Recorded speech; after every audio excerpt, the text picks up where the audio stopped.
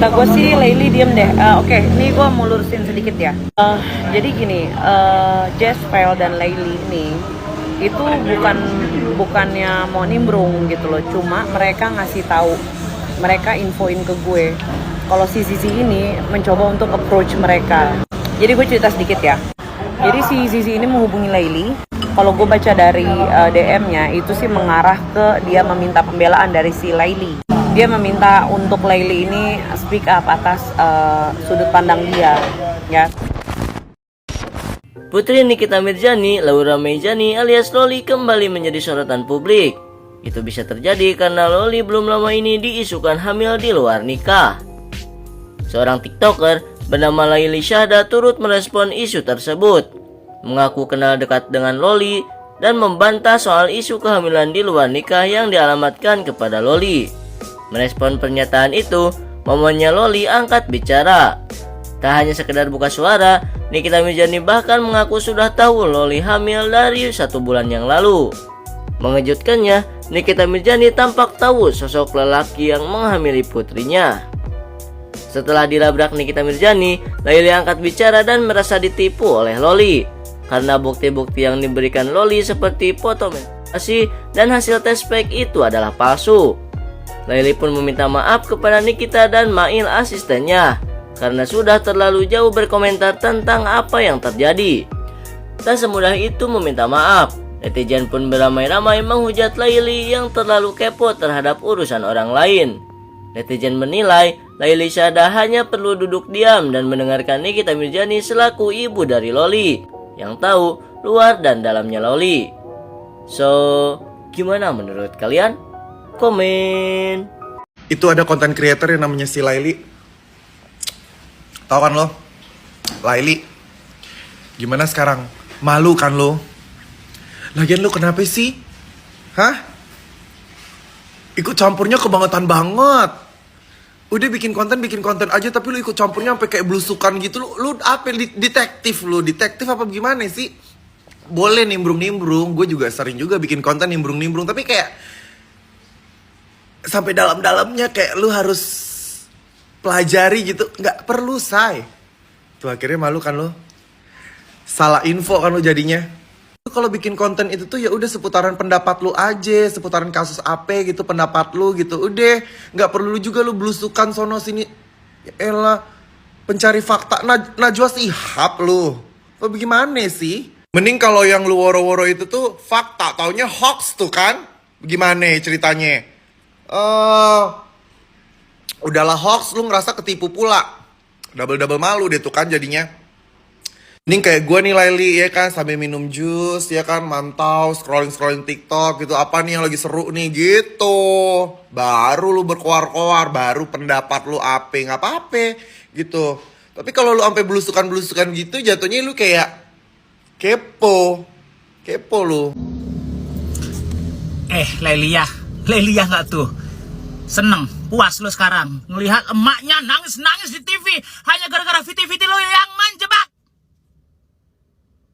Emosi gua ngeliatnya. Lo belain anak yang hidupnya udah nggak jelas.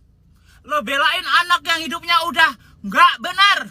Lo belain anak segitunya. Padahal lo ditipu juga kan endingnya. Hah? Emaknya punya bukti akurat sayang ya. Tentang si Loli Cafe. Bukan ya. Si Loli. Emaknya lebih paham. Dia ibu kandungnya. Gimana-gimana tetap memantau keadaan anaknya. Nggak mungkin dia membiarkan anaknya meninggoy. Ya pasti akan dijagain, pasti akan dibelain walaupun dari jauh.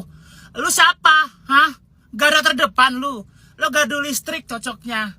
Sok-sokan mencari-cari ininya, apa namanya, bukti-bukti. Kenapa lu? Detektif Conan lu, hah? Detektif banget lu. Sampai segitunya ngebelain, sampai ngirim-ngirim. Ini loh Kak, aku garisnya habis tes pack. Deh. Sekarang gimana? Apa pertanggungan jawab Anda atas viti-viti yang salah, yang telah membuat seluruh netizen Indonesia terbakar hanya gara-gara viti-viti Anda? Hei, Lailia. Mbak Laili gimana? Biasanya ngomongin orang, sekarang jadi bahan omongan orang. Gue aja berita ini baru tahu tadi malam. Katanya dia tuh suka ikut campur urusan orang. Dan setelah gue lihat-lihat, anjir, semuanya dibahas sama dia di TikToknya. Kayaknya dia kalau ngelihat berita yang baru muncul 0,5 detik, dia langsung kayak langsung ngidupin HP, langsung bikin video. Padahal dia belum tahu itu berita benar-benar jelas atau enggak. Nah kan akhirnya dimarahin kan lu sama maknya lu, kena kan lu. Gue sebenarnya gak pernah komentar begini sampai tuh akun tuh gue blok. Cuman ada tuh yang kayak lewat pada screen recordnya tuh ya. Intinya tuh emak marahin dia tuh. Lajang keterlaluan komentarinnya tuh, biarin aja tuh anak sama ibu meskipun mereka lagi berseteru, udah biarin orang tuh anak tahu maknya masih ada, maknya juga tahu anaknya masih ada. Segala bilang disuruh anaknya bikin terus kalau tuh anak suruh makan tai, lu makan tai tuh. Segala pakai bilang aku akan membela pihak yang benar bla bla bla bla bla. Lu apa lu hakim lu? Apa lu jaksa agung lu? Apa lu udah nggak? Resek banget. Sekarang kalau misalnya pengen ngebantu, tuh lu bantu anak-anak yatim piatu yang di panti asuhan, anak-anak yatim piatu yang kurang mampu, anak-anak yang kena penelantaran anak atau nggak anak-anak yang di KDRT tuh lu bantu tuh, ya. Kalian tuh lu bantu janda-janda yang kurang mampu juga tuh lu bantu nih, ngebantu anak yang emaknya ada, terus emaknya juga tahu anaknya ada. Cuma emang ada masalah internal keluarga, ngapain dibantu? Lu kalau mau sekalian ngebantu, ya. Lu masuk ke tim SAR, lu masuk jadi damkar, evakuasi orang lu hari-hari kerjaannya, ya. Dapat pahala, dapat kerjaan, dapat gaji. Lu begitu evakuasi orang, ngebantu orang. Dan ini dapat apa? Dimarahin maknya. Kan? Gimana magrum sih lu ya Hanu, lu murah bal, tau gak lu? Lu tahu Galil Adab. Mandi enak mandi ya. Tuh lihat tuh. Seger, otak seger tuh, ya kan? Kan gue udah bilang dari kemarin juga gue udah bilang, ya kan?